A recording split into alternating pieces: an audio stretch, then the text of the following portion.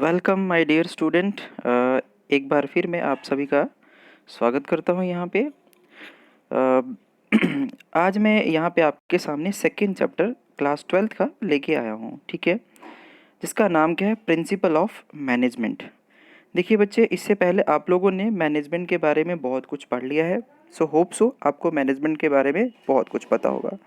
आज जो है ये हमारा चैप्टर जिसका नाम है प्रिंसिपल ऑफ मैनेजमेंट, इसको समझाने से पहले सबसे पहले मैं आपको प्रिंसिपल्स क्या होते हैं ये मैं बता दूं। ठीक है, ये आपने बड़ी बार ये वर्ड सुना होगा, this is the man of principal, है ना। ये एक साइंस की थ्योरी में बड़ी बार सुनी होगी प्रिंसिपल, या आपने कहीं और भी बड़े सारे प्रिंसिपल टेक्निक्स सुने होंगे। ये सब क्या होते हैं, प्रिंसिपल क्या होता है, सबसे पहले ये बात समझते हैं, फिर हमारा ये चैप्टर समझ में आ जाएगा, है ना। एग्जाम्पल के तौर पे मैं इस चीज़ को समझाऊं तो सबसे पहले बात करते हैं कि प्रिंसिपल होता क्या है। देखिए, तो मैं थोड़ा सा समझाता हूँ कि एक साइंस के प्रिंसिपल और एक मैनेजमेंट के प्रिंसिपल में क्या फ़र्क होता है। ठीक है, तो समझ लीजिए कि एक साइंस के प्रिंसिपल में क्या फ़र्क होता है। यहाँ मैं साइंस लिख देता हूँ और यहाँ पे मैं ये मैनेजमेंट लिख देता हूँ, है ना। दो में क्या फ़र्क है, तो अगर आप देखेंगे साइंस के प्रिंसिपल और एक मैनेजमेंट के प्रिंसिपल में क्या फ़र्क है, तो साइंस का प्रिंसिपल कैसा होता है बच्चे, रिजिड होता है ना। कैसा होता है, रिजिड होता है, रिजिड इन नेचर होता है। रिजिड क्यों होता है, जैसे एग्जांपल के तौर पे मान लीजिए मैं ये बोलता हूँ कि दो केमिकल है, दो केमिकल को मिला के ये तीसरा केमिकल बनता है, तो अगर आप उस केमिकल को अलग कर देंगे तो क्या वो जो आप चाहते हो रिजल्ट वो मिलेगा, नहीं मिलेगा। यानी कि साइंस के जो प्रिंसिपल होते हैं वो हमेशा रिजिड होते हैं। ऑन द अदर हैंड जो मैनेजमेंट के प्रिंसिपल होते हैं वो कैसा होते हैं माय डियर स्टूडेंट, फ्लेक्सिबल होते हैं, है ना। वो कैसे होते हैं, फ्लेक्सिबल होते हैं। तो वैसे ही और भी बड़ी बड़ी सारी चीज़ें हैं कि साइंस के जो मैनेजमेंट में क्या कर सकते हैं, मैनेजमेंट में क्रिएटिविटी कर सकते हैं ना, और on the other hand science में हम क्रिएटिविटी नहीं कर सकते। ठीक है, तो ये कहने का सिंपल मतलब क्या है कि साइंस में और मैथ में यानी कि मैनेजमेंट में बहुत सारी चीज़ें फ़र्क है। ठीक है, तो आप इसको ऐसे कह सकते हैं। अब बात करते हैं कि दोनों में बेसिकली यहाँ पे जो बेसिक फ़र्क है वो तो आपने देख लिया। अब यहाँ से इस चीज़ को समझते हैं, ठीक है। तो अब बात करते हैं हम प्रिंसिपल हुआ क्या फिर इस हिसाब से, ठीक है। तो यहाँ से कह रहा है कि प्रिंसिपल जो होता है वो क्या होता है, फंडामेंटल ट्रूथ होता है, या एक तरीके से प्रोपोजिशन होता है जो ये हमें सर्व करता है, या कह लो एज अ फाउंडेशन की तरफ सर्व करता है कि हाँ आप किसी चीज़ पे क्या करो, बिलीव करो, ठीक है, या आप उसके उसके चेन ऑफ रीजनिंग को समझो। जैसे मैं बोलता हूँ प्रिंसिपल ऑफ साइंस, तो मतलब क्या है कि ये साइंस के रूल है, ठीक है, यानी कि एक तरीके से ये जनरल गाइडलाइंस है, जनरल रूल है जिसको आपको फॉलो करना ही पड़ेगा, ठीक है।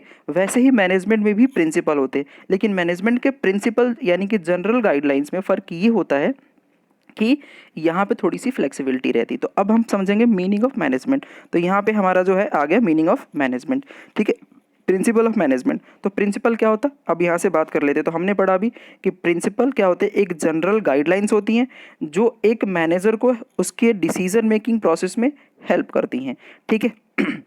बात समझ में आई। तो अब बात करते हैं यहाँ से मीनिंग। तो ये कह रहा है कि प्रिंसिपल ऑफ मैनेजमेंट क्या होते हैं, एक जनरल गाइडलाइंस होते हैं जो डिसीजन मेकिंग प्रोसेस और बिहेवियर प्रोसेस के लिए एक तरीके से गाइडलाइंस के तरीके से काम करते हैं। तो यहाँ से ये बात भी कह रहा है कि मैनेजमेंट के प्रिंसिपल रिजिड नहीं होते जैसे कि साइंस के प्रिंसिपल रिजिड होते हैं, ठीक है। ये सारी चीज़ें यहाँ पे ये कह रहा है। आगे कह रहा है कि जैसे कि ह्यूमन बिहेवियर या दूसरी चीज़ों के लिए इतनी ज़रूरत होती है वैसे ये नहीं है। अब हमारा जो क्वेश्चन बनता है यहाँ से नेक्स्ट क्वेश्चन वो ये बनता है कि नेचर ऑफ क्या, nature of principle of management, ठीक है।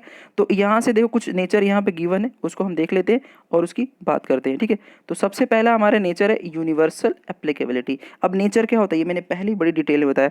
नेचर जैसे कि एक इंसान का नेचर होता है वैसे इस प्रिंसिपल ऑफ मैनेजमेंट का नेचर कैसा है, तो ये यूनिवर्सल एप्लीकेबिलिटी है। इसकी मतलब क्या है कि इसकी हर जगह एप्लीकेबिलिटी, चाहे वो ऑर्गेनाइजेशन छोटा हो चाहे वो बड़ा हो। हम वन बाई वन नीचे बात करेंगे इसकी।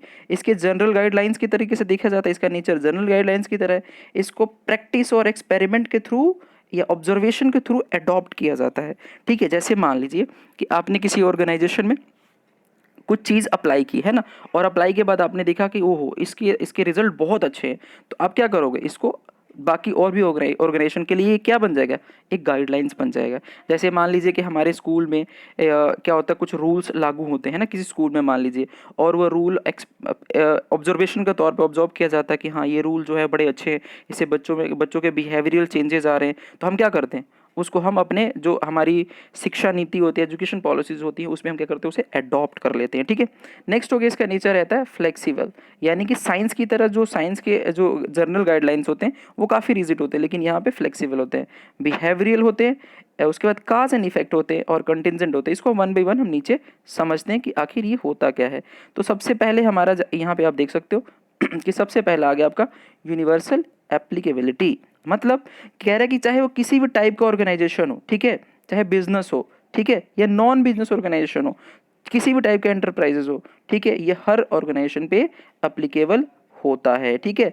दूसरा उसने वहीं पे बात की कि ये जनरल गाइडलाइंस है, ठीक है, ये जनरल गाइडलाइंस है, ये डोंट प्रोवाइड स्ट्रेट सोल्यूशन, मतलब आप ये नहीं कह सकते कि किसी ऑर्गेनाइजेशन में ऐसा किया तो मैं भी वैसा ही करूंगा तो मेरा आउटपुट भी बढ़ जाएगा। जैसे मान लीजिए आप कोई कहे कि अमेजोन का सीईओ है, उसने कुछ ऐसा किया तो वो कितना बड़ा रिच इंसान, दुनिया का रिचेस्ट पर्सन बन गया, तो मैं भी एक ऐसा ही सेम एक मॉडल खड़ा करता हूँ तो ऐसा बन जाऊंगा, तो नहीं, पर्सन टू पर्सन डिफरेंट है, सिचुएशन टू सिचुएशन डिफरेंट है।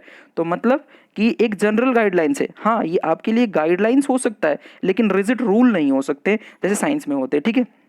तो कह रहे हैं कि ये बिजनेस के सिचुएशन और उसकी कम्प्लेक्सिटी और उसका डायनेमिक नेचर के ऊपर डिपेंड करता है, यानी उसके नेचर के हिसाब से उसमें चेंजेस की जा सकती है।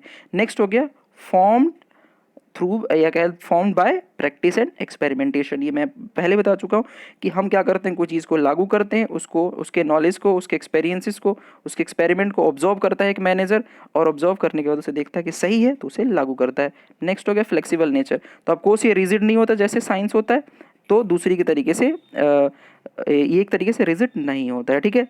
नेक्स्ट हो गया मेनरी बिहेवियरल, देखिए ये क्या कहता है, ये कहता है सिंस कि जो एम होता है किसका, यानी principle aim at influencing complex behaviour, they are behavioural in nature, यानी कि सिंपल सी बात कह रहे हैं कि ये मेनली किसको चेंज कर रहा होता है, ये आपके जो ह्यूमन बिहेवियर की जो कॉम्प्लेक्स सिचुएशन होती है ये उसको इन्फ्लुएंस करता है। जैसे मान लीजिए ह्यूमन का बिहेवियर क्या है, ओ यार नींद आ रही सो लेते हैं, नहीं, तो आपका जो जनरल गाइडलाइंस है वो ये बताएगा नहीं आप सो नहीं सकते हो, you are in the office, और ऑफिस का जनरल गाइडलाइंस कहता है कि भाई आए हो तो काम करना पड़ेगा। तो ये ह्यूमन के बिहेवियर को काफ़ी हद तक इफेक्ट करता है। एंड नेक्स्ट हो गया काज एंड इफेक्ट रिलेशनशिप, ऑफकोर्स आपने कुछ किया, उसका जो इफेक्ट आया वो आपके लिए क्या होगा, एक जनरल गाइडलाइंस हो गया, और आपने एक रिलेशनशिप एस्टैब्लिश कर दिया कि हाँ ये करने से ये हुआ। जैसे साइंस में क्या होता है कि दो केमिकल मिलाया तो ये हो गया, ठीक है। तो यहाँ पे भी कुछ ऐसा है, लेकिन यहाँ पे थोड़ी सी फ्लेक्सिबल है, वहाँ पे थोड़ा रिजिड है, बस इतना सा फर्क है। तो यहाँ पे भी काज एंड इफेक्ट होता है जैसे साइंस में होता है, ठीक है। नेक्स्ट हो गया आपका लास्ट कंटिजेंट, यानी अकॉर्डिंग टू सिचुएशन, ठीक है, यहाँ पे लिख सकते हैं आप ये भी अकॉर्डिंग टू सिचुएशन। तो कह रहे इसकी जो एप्लीकेबिलिटी होती है वो हमेशा प्रिवेलिंग सिचुएशन पे डिपेंड करती है और पर्टिकुलर पॉइंट ऑफ टाइम पे, यानी कि आपका सिचुएशन क्या है, बिजनेस कैसा है, उसके ऊपर डिपेंड करता है कि आपका बिजनेस छोटा है, बड़ा है, कैसा है, उसके हिसाब से ये डिपेंड करता है।